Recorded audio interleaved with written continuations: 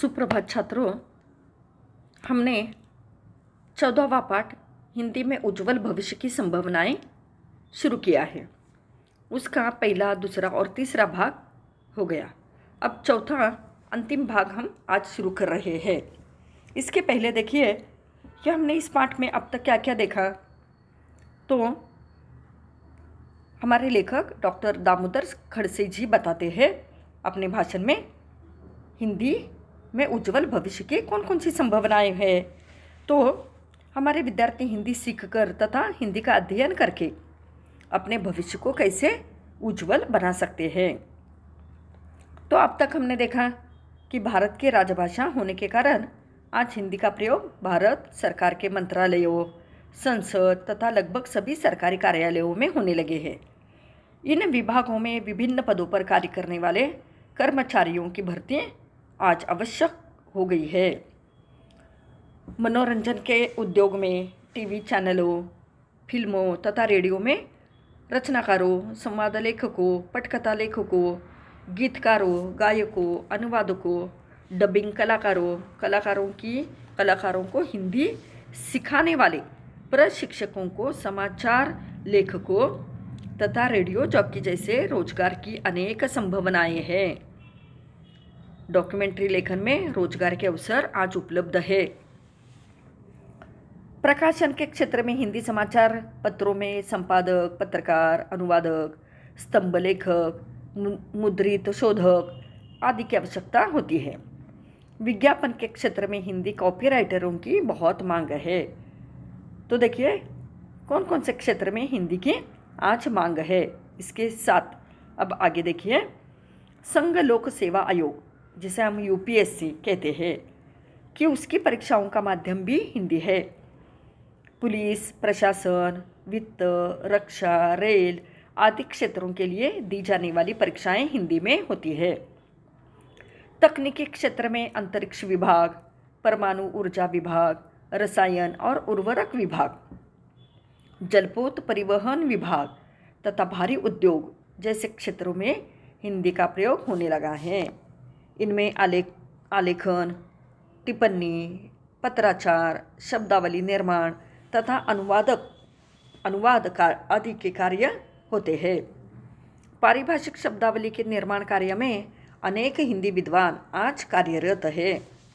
भारत सरकार के विभिन्न कार्यालयों, बैंकों, बीमा कंपनियों आदि में हिंदी का अधिकतम प्रयोग हो रहा है। अब देखिए हमने यहाँ तक देखा। अब आगे देखिए चौथे भाग में अंतर्राष्ट्रीय स्तर पर लगभग 127 देशों के विश्वविद्यालयों में हिंदी पढ़ाई जाती है। देखिए छात्रों, आज हिंदी का कितना बोलबाला होता जा रहा है। हिंदी कितने विश्वविद्यालयों में पढ़ाई जा रही है। देखिए दुनिया के लगभग सभी देशों में हमारे दूतावास है। इसी तरह दुनिया के तमाम देशों के दूतावास हमारे देश में हैं। कई दूतावासों में अब हिंदी विभाग की स्थापना हो चुकी है। इस विभाग में हिंदी अधिकारी, हिंदी अनुवादक, हिंदी सहायक जैसे पद होते हैं।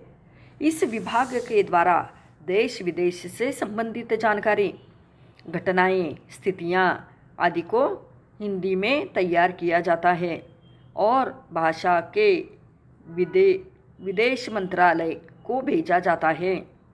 इन पत्राचारों, समाचारों, रिपोर्टरों में हिंदी का उपयोग होता है। इस तरह से हिंदी विशेषज्ञों की मांग निरंतर बढ़ रही है। अब आगे का क्षेत्र देखिए। अपने यहाँ देखें तो भारत में कई पर्यटन स्थल हैं।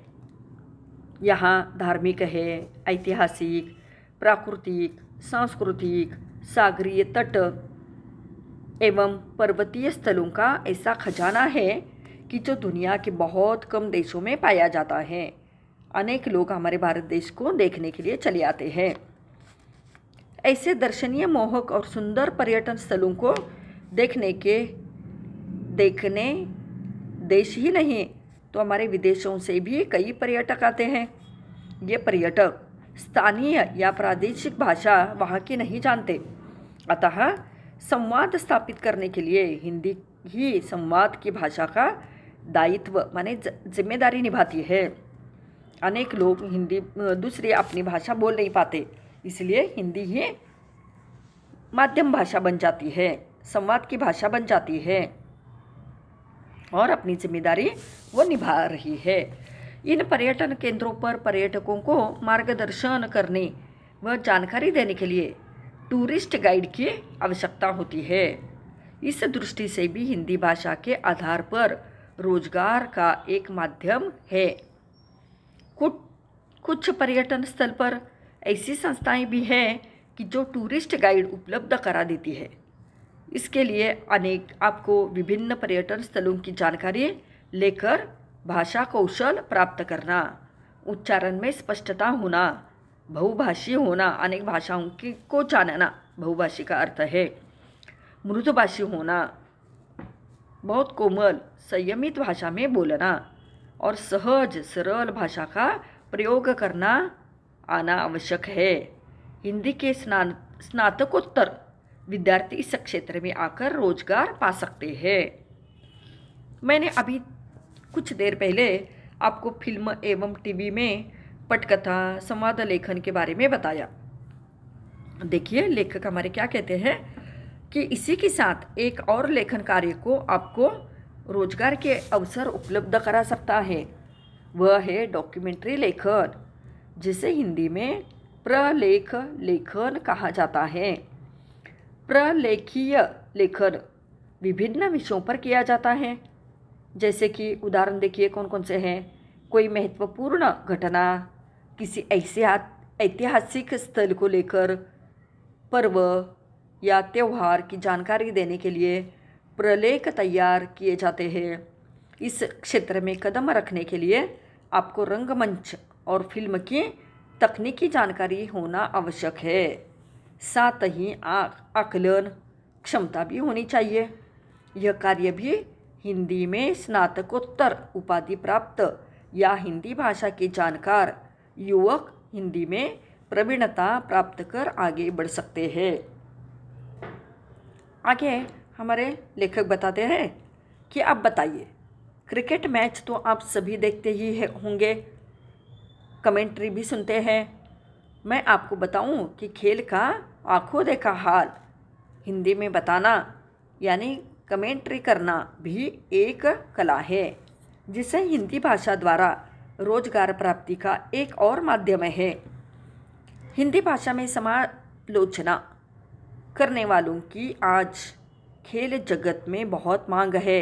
हिंदी के समालोचकों की देखिए खेल जगत में बहुत मांग है। न सिर्फ क्रिकेट, अनेक खेल है देखिए, न सिर्फ क्रिकेट बल्कि फुटबॉल, हॉकी, बैडमिंटन आदि खेलों में भी धारा प्रवाह बोलने वालों की बहुत ज़रूरत है। अपनी एक विशेष शैली में बोलने वाला कमेंटेटर सुनने वालों पर अच्छा प्रभाव छोड़ता है। यदि आपका हिंदी भाषा पर प्रभुत्व है और खेलों में भी आपकी रुचि है, तो आपका इस क्षेत्र में अपना बेहतर करियर बना सकते हैं।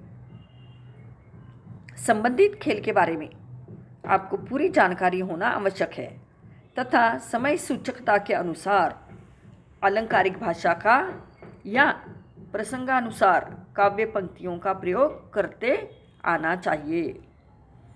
देखा आपने, देखिए छात्रों, विद्यार्थियों, देखा आपने हिंदी देश विदेश में रोजगार के कितने अवसर उपलब्ध करा रही है। आजकल प्रकाशन, पत्रिकाएं, अखबार, टीवी, इंटरनेट, मीडिया के क्षेत्र में हिंदी को लेकर अपार संभावनाएं हैं, बहुत ज़्यादा संभावनाएं हैं। अनुवाद तो रोजगार के महत्वपूर्ण साधन के रूप में उभरा है। राजभाषा विभागों में रोजगार की संभावनाएं बहुत है। कुल मिलाकर मनोरंजन, विज्ञापन, अनुवाद, प्रशिक्षण, संगोष्ठियाँ, तकनीकी, विधि, सेवा, रक्षा आदि सभी क्षेत्रों में हिंदी का महत्व तथा रोजगार की संभावनाएं बहुत निर्विवाद है। तो इस तरह से हमने देखा कि विभिन्न प्रकार के खेलों का